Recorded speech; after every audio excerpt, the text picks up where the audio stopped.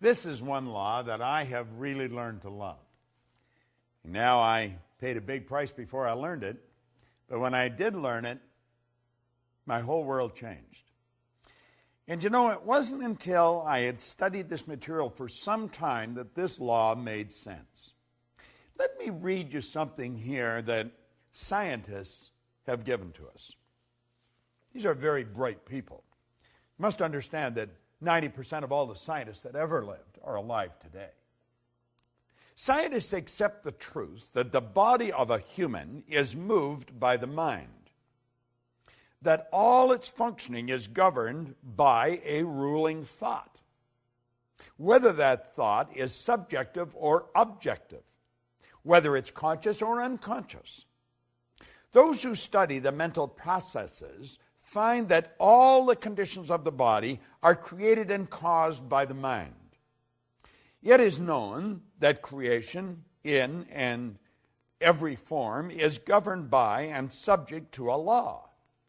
Hence, when one misuses, inverts, or violates a law, this mistake is called a sin. This is interesting. A sin is a mistake, a misunderstanding, and a misjudgment. A mistake is falling short of or disobeying the law, whether that law be mechanical or spiritual. Correction is the only method of adjustment or of appeasing the law. Thus, repentance and forgiveness are the only means available to alter and correct that mistake. I'm Bob Proctor, and I want to talk to you about the law of forgiveness. Now, for a long time, I never understood this. Sin is truly transgression of the law. Now, when I was a little boy, I was sent to Sunday school, like a lot of little boys that grew up in the part of the world where I grew up. And if I didn't go, my older sister would tell.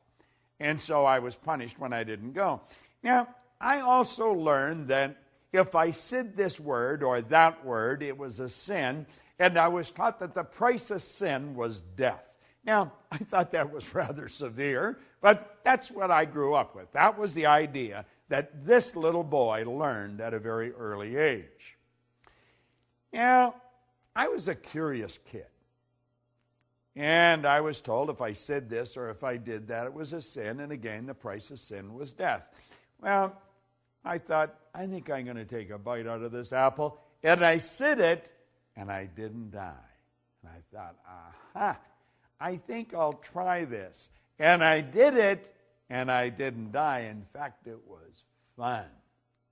So I thought, that mustn't be true.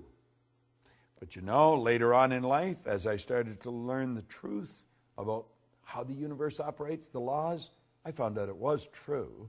It was my understanding or perception of what these people were telling me. And that was probably the problem. And it probably was even further than that. It's because of their intention of what they were saying, because I think I was getting what they were saying to me. Well, you see, there's a very basic law of life, and that law says create or disintegrate. We're going ahead or we're going back. Now, disintegrate doesn't mean that you're just going to disappear. You know, when we talk about live or die, that doesn't mean that our heart's going to stop and the blood stops flowing and we're either, incinerated or placed in the ground. That's not what that means. It means that we're either going ahead or we're going backwards. That means things are getting better or they're getting worse. If we violate the law, the price of sin is death. Means things are going backwards. Things are not going to be as good as we want them to be. If we live in harmony with the law, we're going to go ahead. So do you see, sin is transgression of the law. Price of sin is you're going to go backwards. Live in harmony with the law, you're going to go ahead. Now, forgiveness is a phenomenal concept. I never used to think much of it. I thought, forgive, what's it mean? It means let go of completely, abandon. Forgive yourself. You can't change what you did. Do you know there's many people wander around with great feelings of guilt? Guilt is guilt and resentment are two of the most destructive emotions that you'll ever come up with. I was raised with guilt. Now, I've been telling people for years, if it gets to a point where you can't handle a problem that you've got, you should go to a professional. Well, it's like the guy said, I like a chef that'll eat his own cooking. I was raised with guilt, and so I experienced a lot of guilt, and I was having difficulty getting rid of it. Any little thing I did that, that I just didn't think was right, I would have great guilt over it. So I went to a psychiatrist in Southern California, in Century City. And I only went to that psychiatrist 3 or 4 or 5 times, I guess. And I was on my way down the last time that I went, and I realized I didn't have to go anymore. And I phoned him, and I said that I wasn't coming. He said, well, come on down anyway, because I like what you're doing. I want to find out more about what you're doing. And he was able to help me get rid of the guilt. It was all a simple concept of forgiveness. Forgive means to let go of completely. Let it go. Forgiving is a very healthy concept. We've got to learn to forgive ourselves. We've got to forgive others. We have to realize that what we did yesterday, we cannot change. If you did something deliberately wrong, let it go. Forgive yourself. If you did it and you didn't do it deliberately, forgive anyway. Let it go. If someone else has done something to you, don't hold any resentment. Let it go. Now, that doesn't mean that you want to go and give them an opportunity to do it all over again. You may move away from that. But you cannot hold bad thoughts in your mind and move in a good direction. Listen to something else that Hollywell brought it out here. He said, a noted physician talking before a group of other medical people on this very subject of thought being the source of disease was recorded as having said in his concluding remarks, abnormal tumors and cancers are due to a long period of suppressed grief and anxiety. Another way of saying that such diseases are due to a lot of sinful thoughts getting bottled up and suppressed within our minds. If this state is so destroying, it might be wise for us to probe into our own selves and note the effect our emotions have upon the physical organism. Then let us seek by every means at our command to overcome and abandon and forsake every emotional tug that has a debilitating and disturbing effect. Do you know, that's such excellent advice.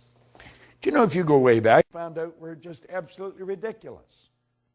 A lot of bad blood comes from wrong thinking. Try and understand this. Everything works from a higher to a lower potential. When you're dealing with electricity, you must work from a higher to lower potential. We don't even know what electricity is, but we do know the laws by which it operates. If you want a greater flow of electricity, put in a bigger bulb, get a bigger transformer. The only limit placed on electricity is the limit that's placed on the form through which it's flowing. Well, it's exactly the same with us. We work from a higher to a lower potential. We go from the thought to the thing. Spirit always manifests through its polar opposite. You go from the non-physical to the physical. You and I have the ability to tap into a non-physical world, a world of thought. And we can choose our thoughts. We can choose any thoughts we want. Do you know, Viktor Frankl was a Viennese psychiatrist, spent the war years in a concentration camp. And he said it was while he was in the camp that he realized that regardless of the physical or intellectual abuse that he was subjected to, no one could cause him to think something he didn't want to think. Do you know that's where attitude begins? Attitude is the composite of our thoughts, which cause our feelings, which express in actions. See, our thoughts, feelings, and actions, when they're all in sync, that's an attitude. Well, we want to have the proper attitude, and we're going to live in a healthier body. We want to have the proper attitude, and we're going to enjoy the wealth that we look for. We want to enjoy the proper attitude, and we're going to have the friends that we want. But one basic concept is that you have to forgive yourself, and you have to forgive others. You see, guilt and resentment are without question two of the most destructive emotions that anybody can experience. Of all the laws that you're going to study, this could be one of the most liberating of all of them. Forgiveness. Letting go of. Abandon. Just let it go. And when it comes back into your mind, let it go again. Form the habit of not holding on to anything that's causing you to feel bad.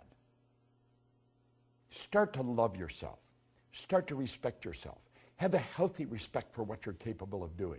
And understand this, carrying bad thoughts about anyone or anything is not doing anyone any good. It's sinful. It's destructive. And the price of sin is death. Now, that doesn't mean they're going to bury you, but it may be burying your company. It may be burying your income. It may be burying your friends because they won't want to see you. Forgiveness, it's going to cause everything to grow. It's going to cause you to be healthier. It's going to cause your income to grow, your friends to grow, your business to grow. Forgive. It's a beautiful law.